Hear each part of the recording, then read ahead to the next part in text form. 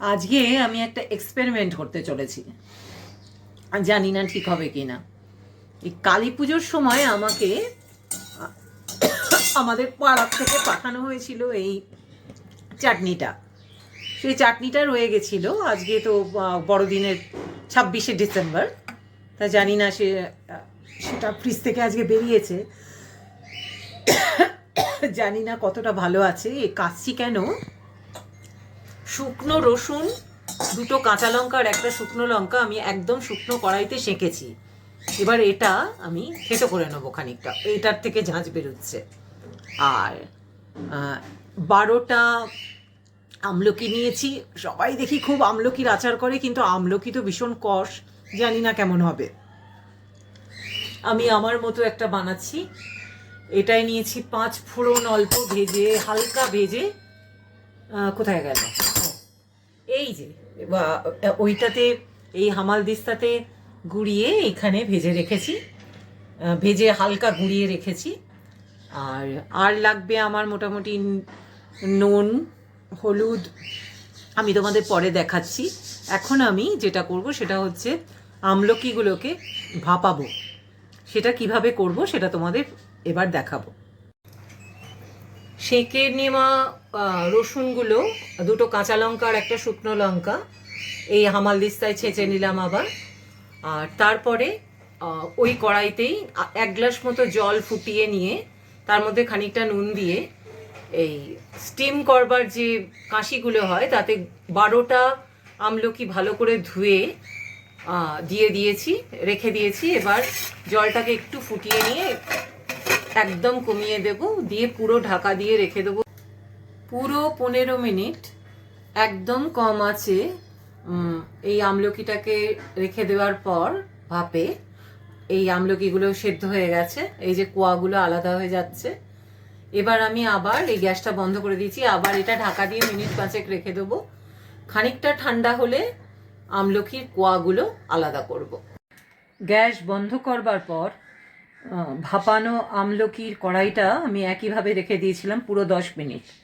তারপরে আমি কড়াইটাকে ধুয়ে আবার গ্যাসে চাপিয়েছি 1 পলা সর্ষের তেল দিয়ে, তার মধ্যেই একটুখানি জল দিয়ে আবার ধুয়ে নিয়ে আমলকিটাকে আমি এইভাবে কোয়াগুলো আলাদা করে নিয়েছি। এবার আমি আমার চাটনির এক্সপেরিমেন্ট শুরু করব। তেল হালকা গরম হতে না হতেই আমি একটা তেজপাতা তেলের মধ্যে দিয়ে গ্যাসটাকে কমিয়ে এই আমলকিগুলো পুরোপুরি সব কটাই তেলের মধ্যে ঢেলে দিলাম। এবার খানিকটা নাড়াবো, তারপরে মেশাবো হলুদ আর অল্প নুন। আমলকির মধ্যে মিশিয়ে দিয়েছি 1 চামচ নুন আর 8 চামচ মতো হলুদ। গ্যাস এখনো ফুল আছে। এরপর মেশাবো এর মধ্যে খানিকটা বিট নুন, মিশিয়েছি অল্প একটু হিং আর ওই 1 চামচ মতোই বিট নুন।